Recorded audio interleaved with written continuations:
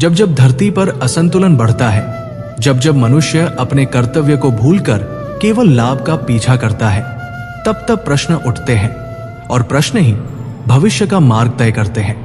आज ऐसा ही एक प्रश्न अरावली को लेकर हमारे सामने खड़ा है। अरावली एक पर्वतमाला नहीं, बल्कि धरती की वो मौन तपस्या है जो हजारों वर्षों से बिना कुछ मांगे हमारी रक्षा करती आई है।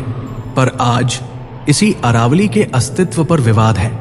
कहीं विकास के नाम पर, कहीं खनन के अधिकार के नाम पर, तो कहीं कानूनी शब्दों की आड़ में इसके टुकड़े टुकड़े किए जा रहे हैं। यदि आज श्री कृष्ण होते तो शायद वे बांसुरी नहीं बजाते, बल्कि हमसे एक ही प्रश्न पूछते, मनुष्य तुम विकास किसके लिए कर रहे हो?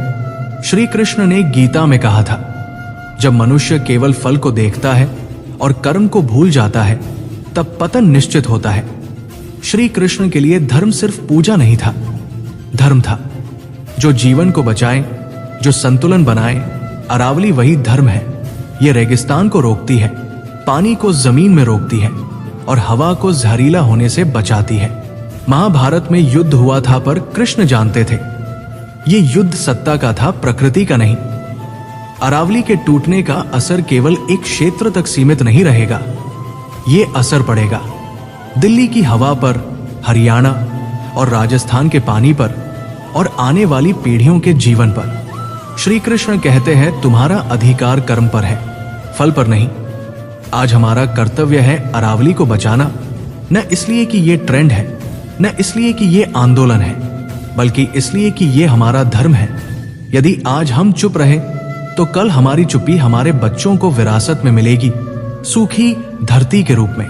कुछ कहते हैं ये भूमि हमारी है, हम यहां निर्माण करेंगे। कुछ कहते हैं ये पत्थर है, इससे रोजगार मिलेगा। और कुछ कहते हैं ये कानून की परिभाषा में जंगल नहीं है। अरे मित्र, क्या प्रकृति कानून की भाषा समझती है? धरती न नक्शा देखती है, न दस्तावेज पढ़ती है, वो केवल संतुलन जानती है। और जब संतुलन टूटता है तो परिणाम सबको समान रूप से भुगतने पड़ते हैं, चाहे वो गरीब हो या अमीर, शासक हो या शोषक। श्री कृष्ण आज होते तो शायद यही कहते, मैं तुम्हें युद्ध से रोक सकता था, पर तुम्हें कर्म से नहीं। आज भी समय है विवाद को विनाश में बदलने से पहले विवेक को जगाने का। अरावली को बचाना कोई राजनीतिक मुद्दा नहीं, ये अस्तित्व का प्रश्न है। और जो समाज अपने पहाड़ों को नहीं बचा सकता, वो अपने भविष्य को जब जब धरती पर असंतुलन बढ़ता है,